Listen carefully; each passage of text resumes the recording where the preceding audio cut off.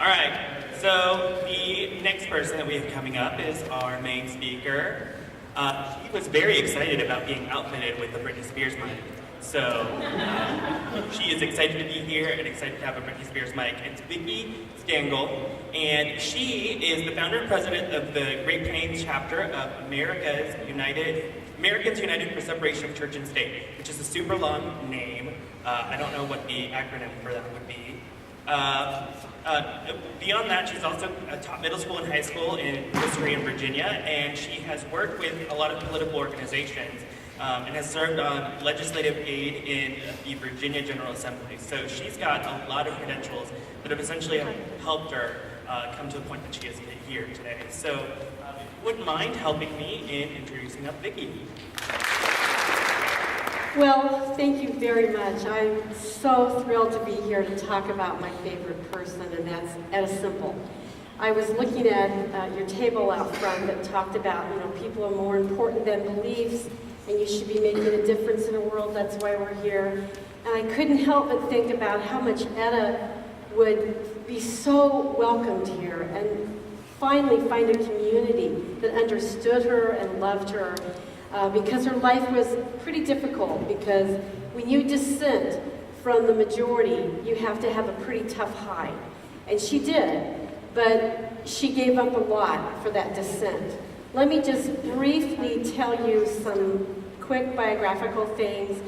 Etta was born in 1855 and died in 1914. Unfortunately, at only 59 years of age, she died of pneumonia. She was from, or ended her years in Ottawa, Kansas. Now, I discovered Etta quite by accident. I used to do a little feminist newspaper called the Artemis Arrow myself, and we were always looking for stories, and a story came across my desk about this atheist, freethinker, humanist, feminist, socialist, editor, publisher of a Freethought paper, and novelist. And I'm looking at that, and I thought, in Kansas? There's someone like this in Kansas? And the story was about the fact that she had died without the funds for even a headstone for her grave. And after all these years, this humanist group here in Overland Park, I think they were called the Heartland Humanists, Bob Black, they were able to finally locate her grave and put this wonderful monument up, and that's what the story was about. So I thought, I have got to find out more about this woman. Long story short, I end up doing a thesis on Etta Semple, and now she just kind of takes over my life and haunts me all the time. Because there's so much about Etta that resonates with my own life. It's tough to be born and realize pretty quickly that you're walking to a different drummer. And it's hard to explain to people who are walking with the herd.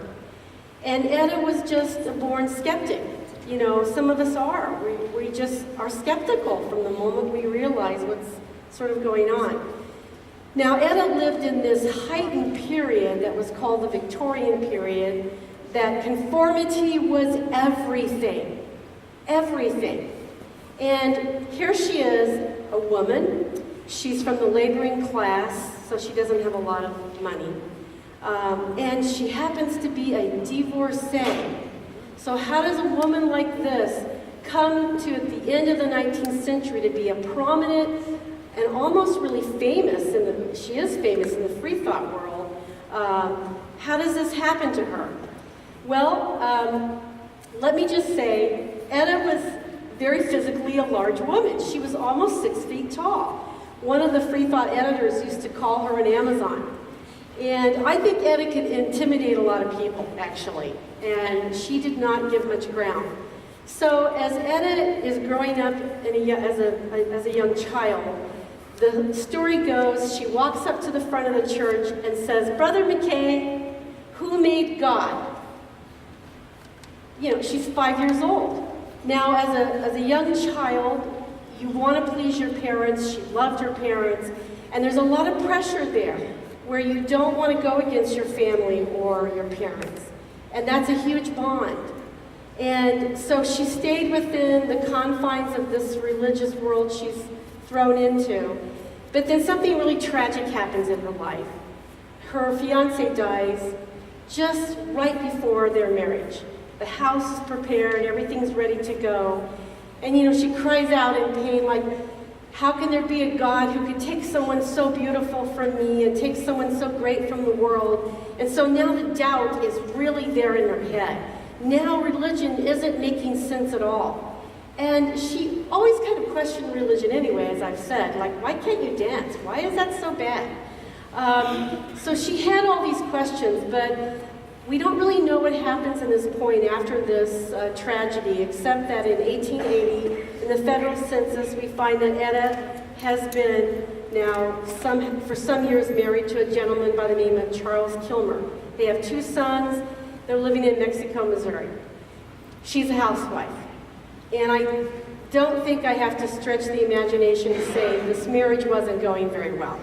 Probably already Etta has doubts about religion. She's getting out into the world and joining the Knights of Labor.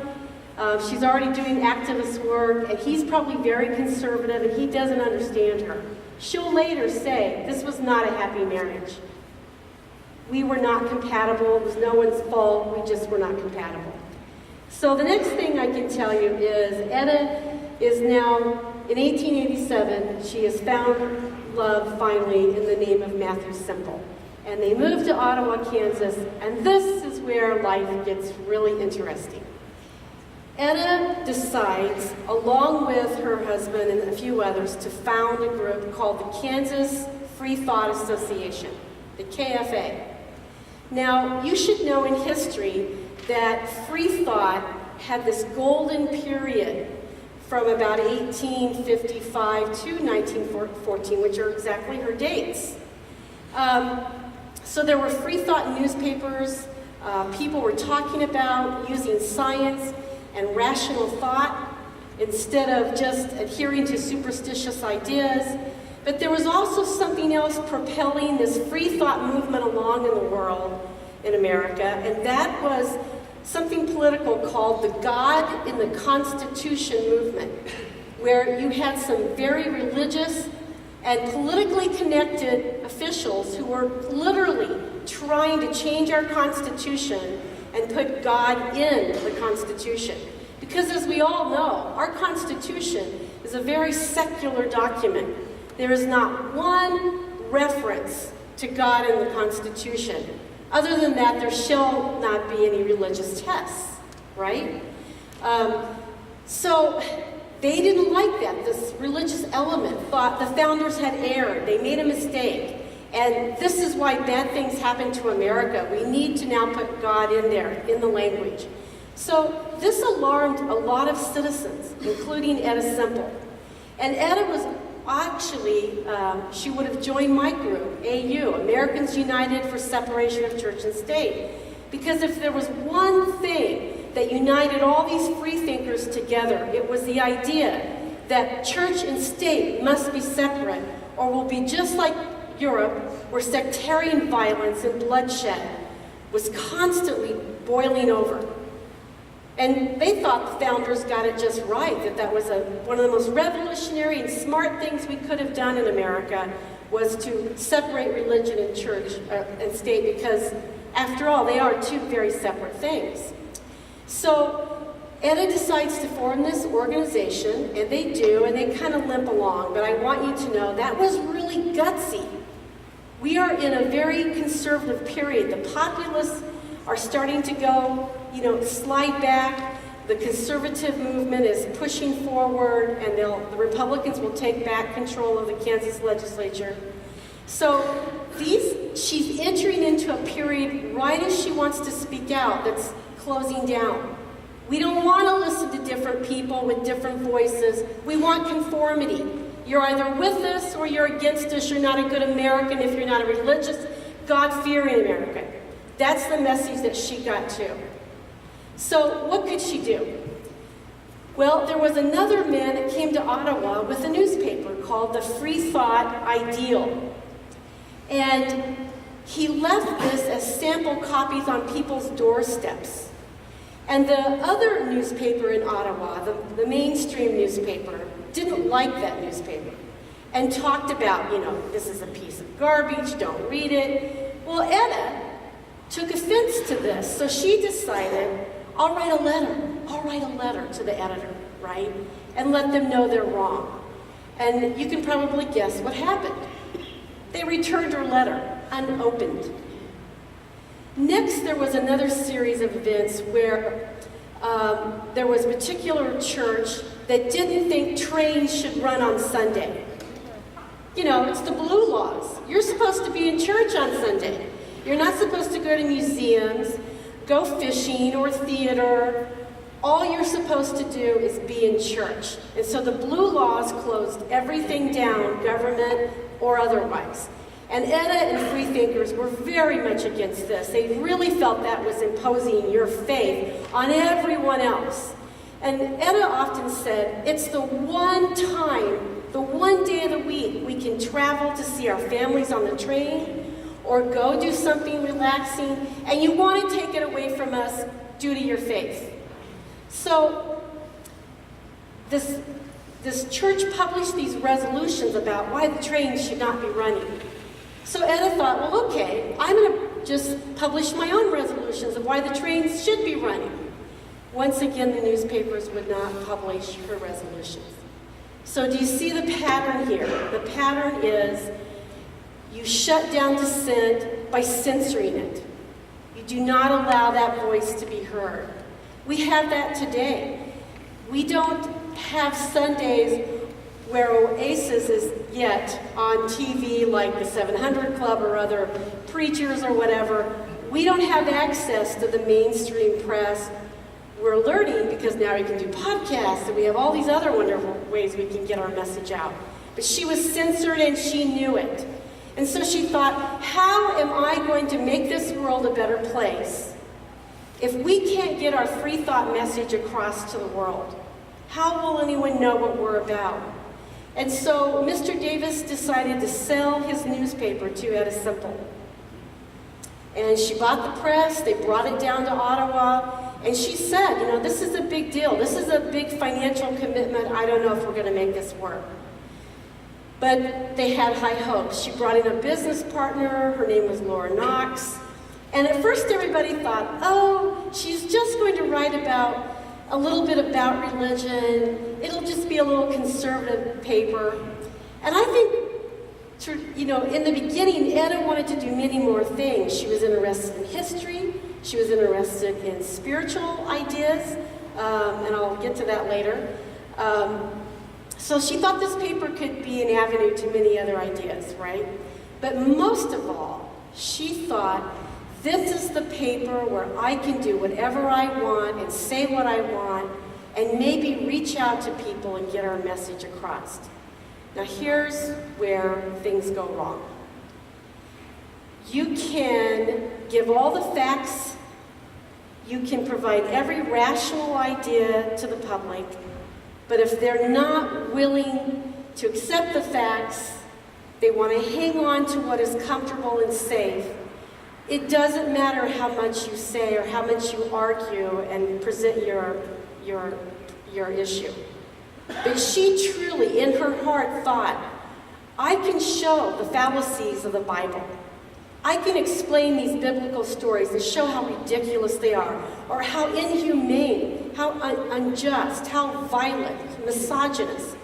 I can make America understand. So for 3 years, she is going to work very, very hard at doing just that. And of course, you can imagine living in a small town in Ottawa, Kansas, how this goes over. This was a city founded by Baptist missionaries. There were at the time she lived, there were 17 to 20 churches in this little small community. So Etta begins to be noticed, should I say. She actually runs for political office several times, but she has this other side thing going on, and that's her healing. She opens up later the Natural Cure Sanitarium because Etta felt religion was a fraud upon humanity. It was making us sick. It tells you how bad you are, and then it tells you how it's going to save you. But you got to follow these certain rules or you're damned. So she was such a humanitarian, wanted to help people so much.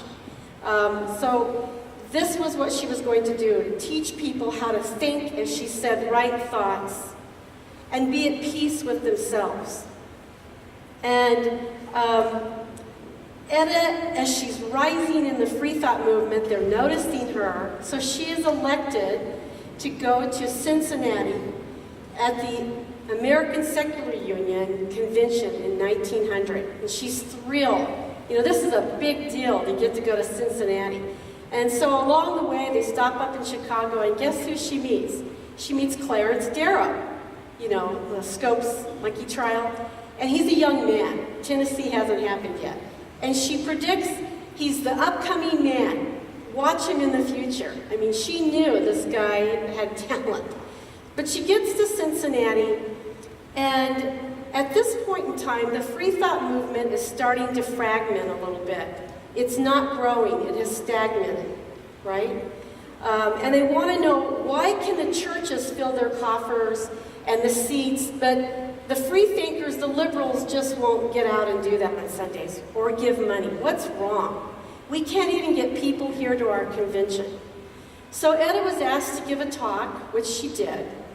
But one of the things that Etta, and this is something that shows you her character completely, she noticed that there was a gentleman there who was dressed in rags. He wore no shoes, and it was cold. It's November in Cincinnati, and it started to snow. And everybody ignored him. They all said, he's a crank, he's a nut, you know, he's a Jesus freak, whatever. So this is what Etta wrote in her paper about this particular person. And I want to read her words to you, because I don't want you just to hear my words today. I want you to hear some of Etta's words. And this is what she wrote in her newspaper. He, meaning that unfortunate fellow that she's just met, he gave me to understand that he agreed with all the lectures he had heard in the main, but that he stood alone in his own belief. This touched us, for we have stood alone so often that our hearts soften for one in the same position. This man, this idiot, referred to by the Truth Seeker, which was a very prominent Freethought newspaper, was the only real humanitarian we met in Cincinnati. His humane dispositions not only led him to love humanity and to work for its good here and now, but he desisted from eating meat because of life being sacrificed in order to furnish it. His voice was soft, low, and musical. His eyes beamed with sympathy and love, and although his actions in not wearing shoes, especially as it was snowing quite hard, seemed out of place, still it was his right, and no one, especially a liberal, should dare question him. That was Etta Semple. She always had a heart that was huge. Huge. She wanted to do right by the world. And she felt that one of the greatest things we had to do, and this haunts me all the time, is that we can't ever be at peace in this country. And we see this in our political systems right now. As long as we allow religion to dictate what we do in our secular world. That we have to uphold secularism. That's what the Constitution is about. So Etta goes back home to Ottawa, Kansas. And one of the things in her newspaper that she's going to talk about a great deal is imperialism. Because this is now at the height of the Spanish-American War, and England and Spain and Germany, they're all trying to carve out colonies in Africa and India, and we're going to the Philippines, right?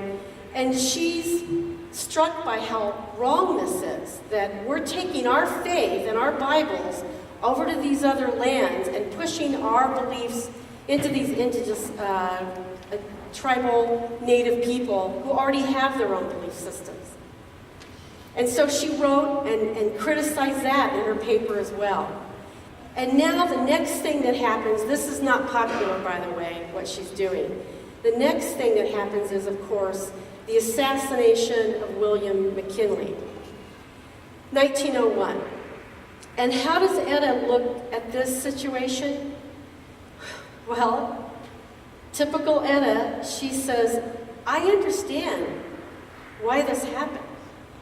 When you create a world where there is abject poverty, the hammer comes down on your property, your children have no hope, you have no food on the table, I understand a person who will rise up and say, I can't take this anymore, I blame that person at the top, and at least I can end that, and maybe life will get better.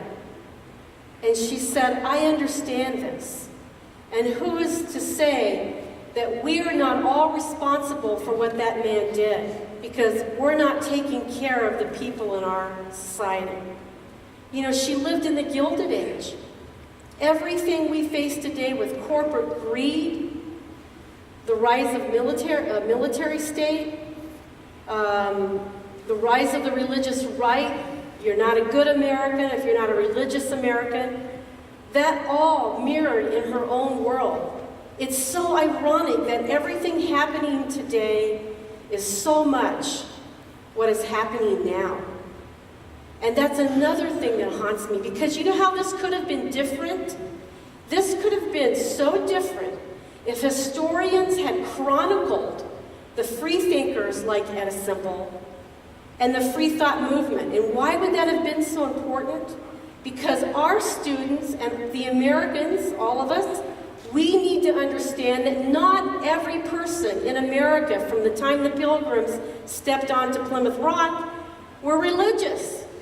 That there have always been people of doubt, always people who walked a different walk, thought differently, wanted to use their mind, believed in science. But that's not what our history textbooks or the movies or Hollywood or government have ever told us. You know, you can't watch things during the 4th of July or other, Veterans Day. It's all this picture of we all believed in God, we all stood together, and that's a myth. The truth has been hidden for too long. And you do have that because you want to keep dissent down. You don't want more dissent. So if we had known the freethinkers existed, that the Freethought movement was huge, it was so huge that it worried many ministers around the country. They knew this was a threat. And so they're going to strike back and accuse freethinkers of being no better than anarchists. So the minute McKinley is killed, well, I'm sure he was an atheist, an anarchist, a freethinker. That's what these people do because they have no morals, because they aren't good people. It just all tied in beautifully to fit that narrative, right? So this is the sadness of how all of this could have been prevented maybe, and we'd live in a much different world today if our history had chronicled this very rich, vibrant movement in time. And we have to be honest about history. That's what it's about. History's to uncover things, not gloss over the truth. So, as life moves on, Etta, as you can imagine, when she makes this comparison that maybe we're all responsible for what this man has done, this cause and effect. A lot of other freethinkers don't agree with her either. They're like, oh, you've gone too far, you know. And she said, I don't condone what happened. I'm just telling you. I understand it. We've got to do a better job and change the world. So, Etta now is feeling, after 3 years of publishing the Freethought Ideal, she's argued and argued with people. She's published letter after letter and tried to counter their arguments. In fact, she went so far at one point where she had something in her newspaper called the Women in the Bible series. Oh, this is great. I cannot tell you. She spared very few adjectives to describe certain things. Like one time, this is a little bit off the subject, but someone slipped a note under her door. They were always harassing her at home, by the way. And they slipped a note under the door that said, "What do ye think of the Christ child?" And she said, "Well, you know, today in modern times, that's simple. We would simply call him a bastard." Or someone said something like, asking her about the Savior. And she said, "Do you honestly think today that anybody who got pregnant could pawn it off as, a Savior? Would anyone really believe that story? That, oh, it's just a miracle, it's the Savior." So, and one time she decided, okay, I'm going to put on my masthead $1,000 for anyone who can prove that Jesus the Christ, the Savior, ever existed. So this newspaper went out all over, you can imagine, and all these newspapers, said, well, it's proof that God does exist by the mere fact that He allows her to be here. So no one ever collected the $1,000, which she said, I knew it. I knew no one could collect this $1,000. But in the end, Etta already believed in this slogan before it was ever phrased, that you could be good without God. And she was trying to show, I'm a really good person. I take people in, I heal them, I don't break any laws, and truly at the end of the day, that's exactly what happened. When everyone finds out that Etta is ill, she doesn't last very long. She only, I think, lasted about 5 days with this pneumonia. And she says to her family, I know I'm dying. Now, this is the part I haven't told you because it's a little strange and you might maybe roll your eyes a little bit. But Etta had this other side to her where purportedly Etta was clairvoyant. In other words, she could see pictures in her mind. Now, she always said, it's not supernatural, doesn't come from God, it's just something we can't figure out yet. Our brain is this miraculous, amazing instrument. I don't know how it works, but it doesn't come from God. I'm just telling you, maybe you've shut down, we don't know how to make it work. So she had this other side to her, and people swore that she healed them by looking at them. Oh, okay, I see here, this is going on here. And so she said, I've looked at myself, I see my lungs are filling up with fluid, I don't have a chance. And 5 days later, she died. And in Ottawa, Kansas, still to this day, they say that that was the largest funeral ever in the city, that people from all over came because at the end of the day, everyone recognized that she was the true humanitarian. She'd never turned anyone away. She stood up for her beliefs. She was not a mean person at all. So she had lived the talk. And what she said to everyone, live in the now. Do good now, not for a reward afterward. But this is it. Make your mark right at this moment. And before I stop, I don't know if I've gone over 20 minutes, I just want to say some of her headlines in her paper were hilarious, like the origin of the cross. Did Christ really exist? And of course, you'll know the answers to all of that. But her paper is fascinating, and I'm so thrilled to tell you this. They do not have at the Kansas State Historical Society her newspapers on anything but microfilm, which is such a drag because you get sick, doing this.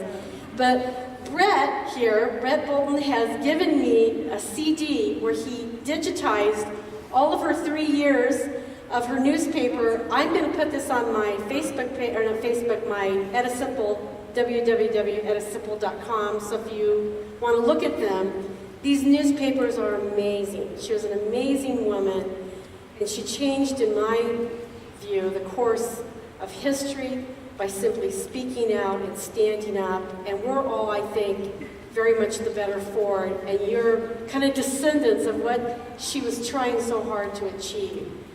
So I guess I have to stop. So, questions? All right, and we're going to come around. Oh, okay. Thank you so much. So we have the mics. We're running a little bit late, so please keep your questions short.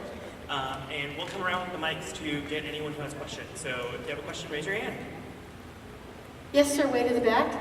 Yeah, there was a newspaper in Girard. Yes.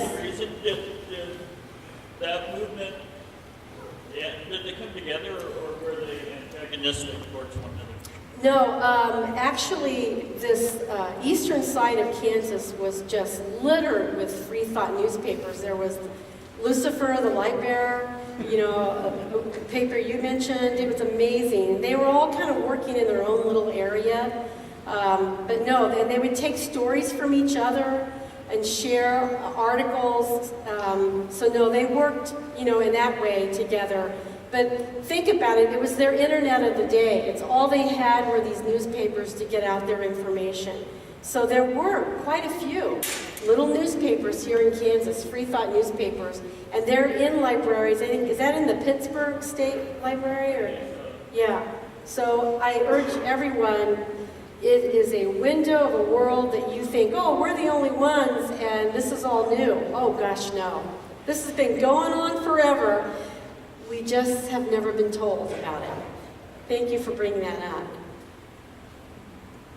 Anybody else? Oh, sorry. There is a very nice documentary, BBC documentary, Atheism, Brief History of Disbelief, which covers Europe basically. I wonder if there is a book or documentary about Freethought in America? Yes, in America. There are several wonderful books. Gosh, so many. There is Freethought. It's Susan Jacoby. I'm trying to think of the title of her book. Is it just Freethought? Freethinkers, Susan Jacoby, if you can find that book. And of course, Fred Whitehead has a wonderful book, and I think it's just Freethinkers on the Plains, something like that. And you know, Fred goes into this idea that, again, about how imperialism, conservatism, all these things were happening in this period that made it very tough for freethinkers. And he's a local author too. Yes? Say local guy, Mark Twain. Yeah, you know, and Mark Twain, definitely, we all know Mark Twain, and he would kind of cover things in with humor, and you'd think, is he criticizing the Bible? You know, because humor can get you far, and you can really make fun of things and not, and he said, I was afraid to step out and I could do it with humor. There's a wonderful book by Matilda Jocelyn Gage called Woman, Church, and State, something like that. And again, it exposes all these things that we've talked about. Of course, Elizabeth Cady Stanton, The Woman's Bible, oh, that's wonderful. She was really the inspiration to Etta's Women in the Bible series in her newspaper. Because Women in the Bible is all about, are women treated well in the Bible, or are they denigrated? And of course, Elizabeth Cady Stanton will let us know that they were very much denigrated. I need to get a list, so when people ask me this, I've been asked this before and I need to do better. Okay, if not, then you're probably... We have one more over here. In what ways do you think that your life has changed since you discovered it as? Oh gosh. Well, I stand a little taller and I'm pretty short, so that says a lot. You know, I think there's just a sense of urgency in my life where I do want to do more. I want to speak out more. I don't want to be bullied and told that, you know, our ideas are not worthy and that I'm not a good person because I happen to think differently. Because right as I discovered Etta, our whole family was going through this, we're leaving the church, we're done. And here I have this wonderful woman who is showing me the way.